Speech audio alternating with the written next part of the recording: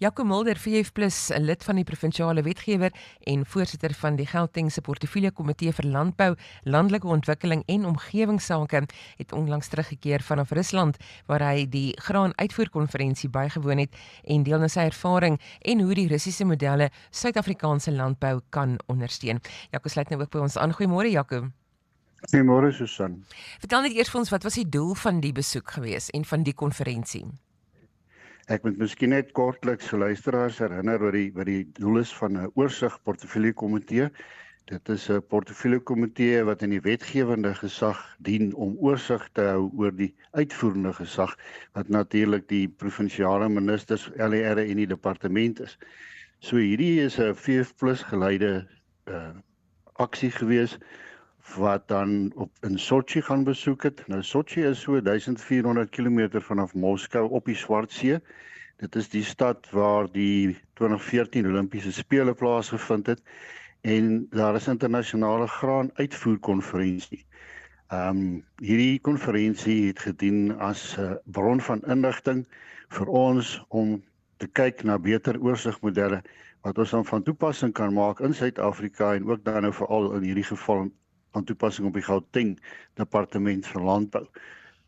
Die interessante is dat Rusland waarskynlik die grootste produsent van graan is en dat hulle uiters gesofistikeerde modelle volg en om op die voorfront te bly, om internasionaal kompeterend te wees en dat Suid-Afrika selfs ook graan aankoop en invoer van Rusland af.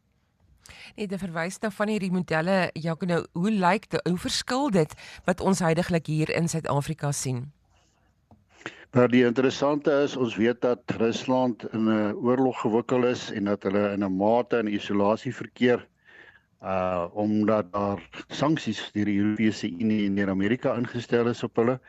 Hierdie sanksies raak hulle elke dag se lewe. Daar kan byvoorbeeld geen aankope gedoen word met 'n Visa of Mastercard nie.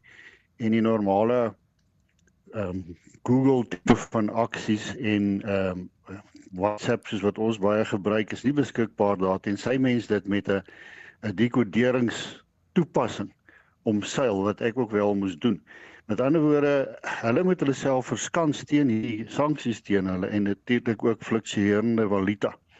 En die befondsing, daar's heelwat welvaart in Rusland anders as ons met dink. Hulle gebruik ontsettend effektiewe metodes van vervoer van graan, land, spoor en natuurlik see, 'n luksheid wat ons nie het nie. Die Swartsee is op die kaart, lyk dit soos 'n groot binnelandse meer, maar hy's verbind met die Middellandse See deur seestrate, baie soortgelyk aan die straat van Hormuz wat baie aan die nuus is. So hulle uitvoermodelle en dan die ander interessante ding is hulle het graanbeurse natuurlik, graan indekse wat fyn dopgehou word en natuurlik die kommoditeitshandelaars en dan baie belangrik gebruik hulle kunsmatige intelligensie toenemend meer om hulle hele graanproduksie in uitvoer en hantering en vooruitskatting te hanteer. Ons kan werklik waar baie leer by hulle. Gepraat van dit wat jy nou genoem het, wat is van daai modelle wat jy voel hier in Suid-Afrika ook van toepassing kan wees en hoe kan dit geïmplementeer word? Wel, ek moet ongelukkig sê in die verlede, die werkskepingsprogramme van die Suid-Afrikaanse Departement van Landbou op nasionale vlak, eintlik in elke provinsie, is totaal ontoereikend en lei nie werklik waar tot volhoubare werkskeping nie.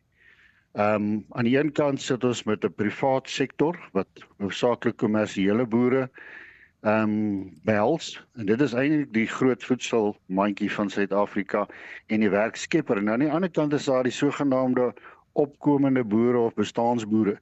Nou die departement fokus net daarop. Daar word miljoene, honderde miljoene gespandeer in programme wat werklik waar nie volhoubaar is nie. Ek sien dat as voorsitter van die portefeulje komitee hoe daar geld verkoos word.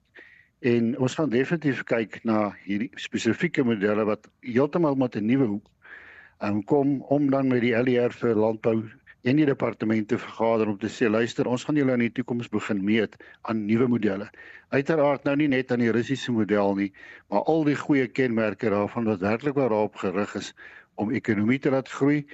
Ons dink die landbou het 'n baie groter potensiaal om by te dra tot werkskeping en veral in Gauteng wat 'n redelike geografiese klein provinsie is aan die agro-nywerheidkant.